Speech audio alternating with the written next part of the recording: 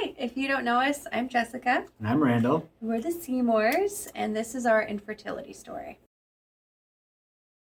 This story actually starts like a long time, about 16 years ago, when I was 16. And I had a lump show up on my lower chest wall.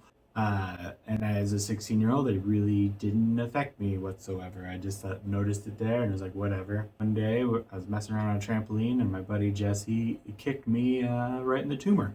I want to make that clear because he might be watching this, and I don't want him to forget it. But it ended up being for the best anyways, because what ended up happening is because when he kicked it, it hurt so bad for like 3 days straight. Finally, I couldn't handle it anymore, and I went to my parents.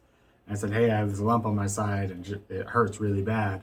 They scheduled a doctor's appointment, and we went in, and the doctor just said it was a fatty cyst. And in fairness to the doctor, that's what it looked like.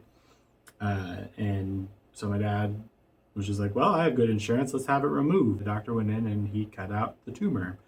Unbeknownst to us, it wasn't we at the time we thought it was just a fatty cyst until about a week later when I came in to get my stitches removed, and the doctor called my dad out of the office. And as a 16-year-old who loved pop culture and movies and TV, I immediately knew that was a bad thing. And he explained to me that it turned out it was a tumor and that there was a chance I was going to have to go through chemo, which turned out to be the case. And so we went and learned all about chemotherapy and how it impacts your body and how it functions, and like it effectively it attacks your whole body, and basically they attack your whole body and they hope that the cancer dies before you do, is the way it was expressed. And that's why all your fast growing blood cells, like your hair, that led to the question from my dad of, does that mean that is that going to make him sterile? That's a fast growing cell. And the doctors just kind of looked at us and went, we don't know. As it turns out, the after effects of chemo treatments for the rest of your life are hard to predict in advance. They just didn't know. And through an abundance of caution, we made a appointment at the sperm bank at the Swedish hospital in Seattle, and proceeded to have one of the most uncomfortable doctor's visits I've ever had.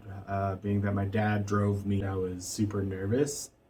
Being that everyone knew what I was doing in there. Yeah.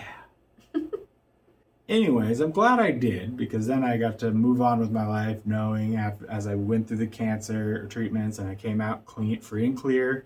And as the years went by, I went and I got myself checked, and as it turns out, storing that stuff was the right move because I am sterile. Then I embarked on my quest to find the person who I wanted to start that family with.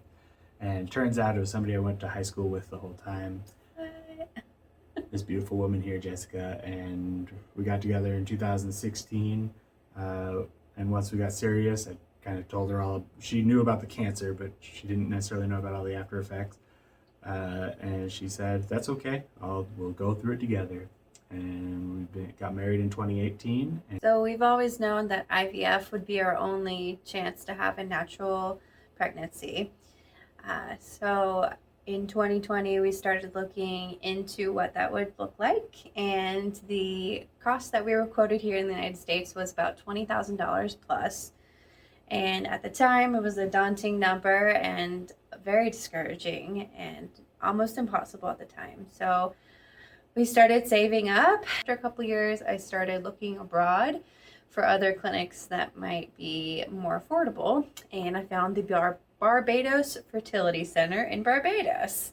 Yeah, it's a beautiful place, real nice garage. They got the epoxy floor and everything, with the speckles in it and stuff. Yeah. in all reality, it is a very credible place, and the success rates there are very high. Like almost too good to be true kind of thing. So we started looking into it, and it is very credible, and started hearing other women's stories of fertility there and successful IVF transfers. We are now booked to go to Barbados April 17th through May 1st. Woo! And hopefully we'll get pregnant there. With the price that we were quoted here, $20,000, in Barbados, it's going to be almost half of that.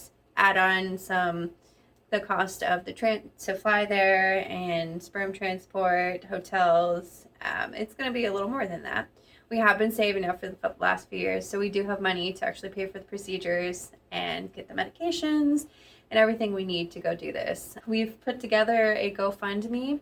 Yeah, we're very excited about that. That being said, we've paid for the bare bones, and we've had a number of people reach out to us about ways that they can support us and help us in maybe making that stay a little bit more comfortable.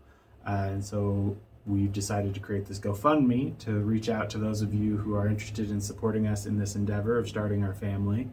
Anything you can give will make the trip a little bit more comfortable for us. Yes. We do want to be clear, though, that we've already paid for the base trip, and so anything you give us will be going towards any unforeseen things, like additional medication or anything along that lines that needs to occur, but also increasing the comfort of the stay while we're there. One of the things that's been made clear to us, not just from the doctors and stuff, but from lots of other sources, that the more comfortable we are, the more comfortable Jessica is as we go through this process, the more likely it is to succeed. And being that if it doesn't succeed, we're going to have to do all this again and hopefully have a nice cozy trip in Barbados where we'll come back and be able to start our family. That would be great. Anything you can give, any way you want to support, if you just want to send us I don't have anything to give, I just want to send my love to you, we accept love as a donation as well. We love you too. We love you too. Thank you so much for watching, and your good thoughts and vibes, send it our way, would be much appreciated. Again, we're going to Barbados in April, and after we get back, we have a 2-week waiting period to find out if I'm pregnant or not. So yeah, only donators get to know. I'm just kidding. Yeah, join the Patreon. Like and subscribe. Extra content for payers. Just kidding. Yeah, for now, we're kidding. We're not that popular. Yeah. Or if you want to buy a house from her, that's also an option for supporting us. I'm a real estate agent. You want to buy or sell in Washington? I can help you out. Help you on your home buying journey. Oh, see? Yeah, Good one. All right.